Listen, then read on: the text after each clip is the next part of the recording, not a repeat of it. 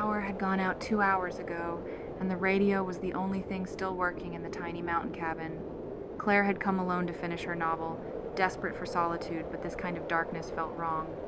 Too thick, too silent. She tuned the radio absent-mindedly, hoping for weather updates. Instead, a voice crackled through the static. If you are hearing this, do not go outside. They are not what they seem. Claire froze. She hadn't touched the dial. They took my wife first. She came back, but her smile didn't reach her eyes. They knock. They look like your loved ones, but don't open the door. Claire laughed nervously.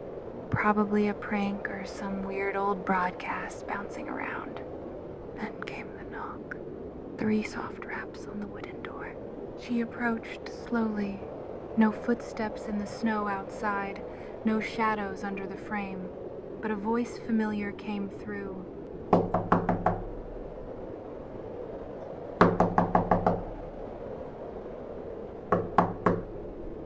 Claire, it's me.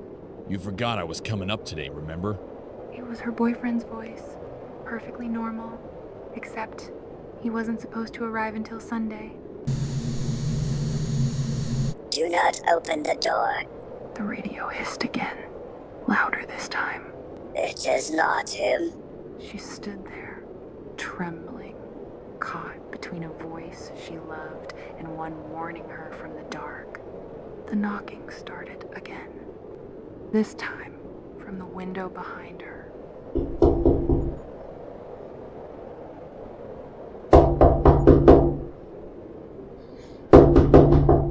Claire spun around. The window was covered in frost, but something moved behind, wrong, like someone wearing a human shape too loosely. The face pressed against the glass looked like her boyfriend's butt stretched too wide, like it was smiling because it was trying to remember how. The radio crackled violently.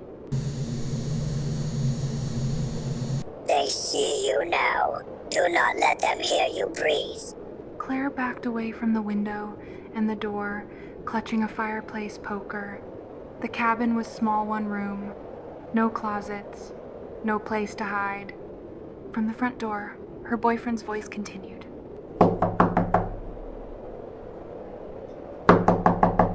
Claire, it's freezing. Let me in. Don't be weird. It was perfect. No hesitation, no mistakes, but too perfect. He hadn't even used the nickname he always called her. Red. He always called her Red. That's when she knew. She turned off the lights and crouched behind the couch. The radio continued, but the voice had changed. Now it was her own voice. Claire, open the door. Please. I'm scared. She stared at it in disbelief. The radio was repeating her voice from earlier that day when she'd left a voicemail for her editor, word for word. I think I'm being watched. Silence fell. Then the front door handle turned slow, deliberate. She hadn't locked it. In pure panic, Claire bolted for the bathroom and slammed the door shut. No lock. She held it with both hands, bracing her feet against the tub. Something stepped into the cabin. Heavy, deliberate footsteps on the creaking wood floor. She held her breath. The radio voice changed again. Now it was her mother's voice, calling out sweetly from the other room. Claire, baby, it's okay now. It's safe to come out. The thing was cycling through voices, and then it stopped. Silence again. Minutes passed, maybe hours. Eventually, daylight crept in under the bathroom door. When Claire finally emerged, the front door was wide open. Snow had drifted in. There were no footprints. In the radio, it played only static until, just before she turned it off, one last whisper came through. Thank you for inviting us in.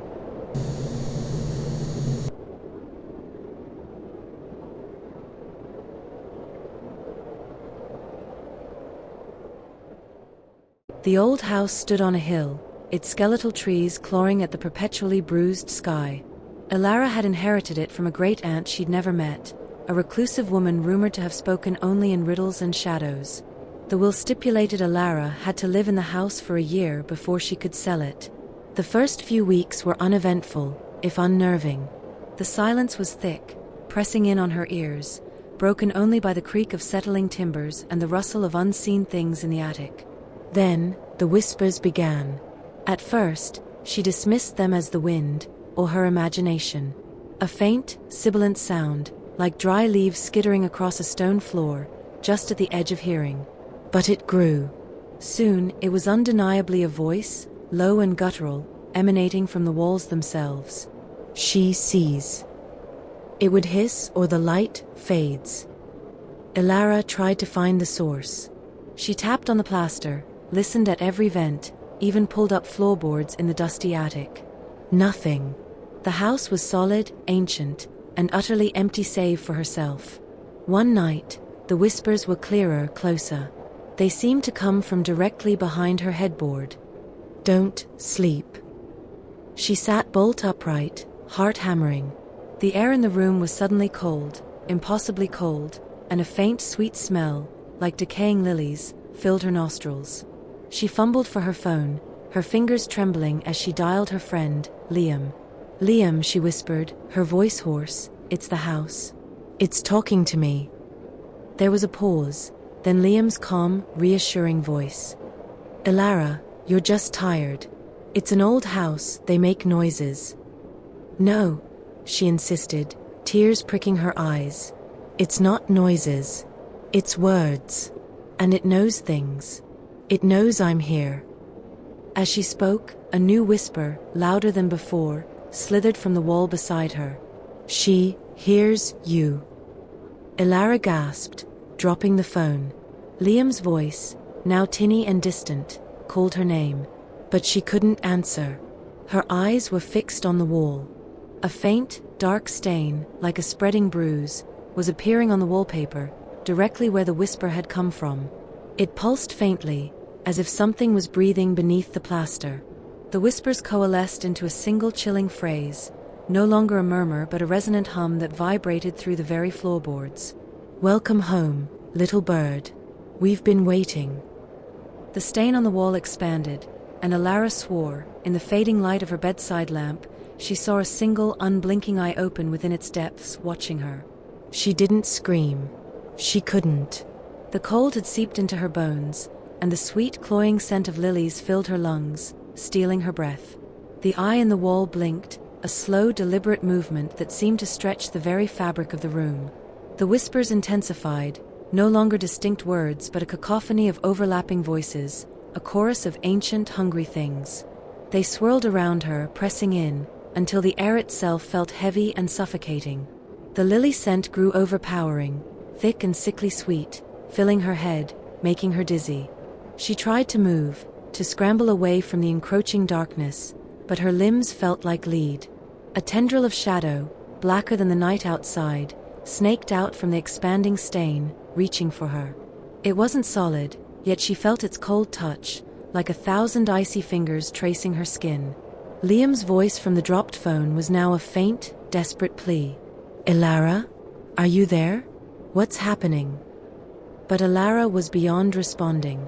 The eye in the wall widened, consuming the last vestiges of the wallpaper, becoming a vast, swirling vortex of blackness. The whispers became a roar, a sound that tore at the very edges of her sanity. She felt herself being pulled, inexorably, towards the gaping maw in the wall. The cold intensified, piercing her to the core, and the scent of lilies became the only thing she knew, the only sensation that mattered. The last thing Elara saw was the fading glow of her bedside lamp, swallowed by the expanding darkness. The last thing she heard was Liam's distant voice, cut short by a sudden, deafening silence. The next morning, Liam, worried sick, drove to the isolated house. The front door stood ajar, creaking mournfully in the morning breeze. Inside, the air was still and cold, carrying a faint, sweet, unidentifiable scent. He called Elara's name, his voice echoing in the empty halls. He found her phone on the bedroom floor, the call still connected, a dial tone buzzing faintly. The room was otherwise undisturbed, save for one detail. On the wall behind where Alara's bed had been, the wallpaper was perfectly smooth, without a single stain or blemish. Yet, if Liam had pressed his ear close enough, he might have heard very faintly a new, almost imperceptible whisper, joining the ancient chorus hidden deep within the walls. "She sleeps."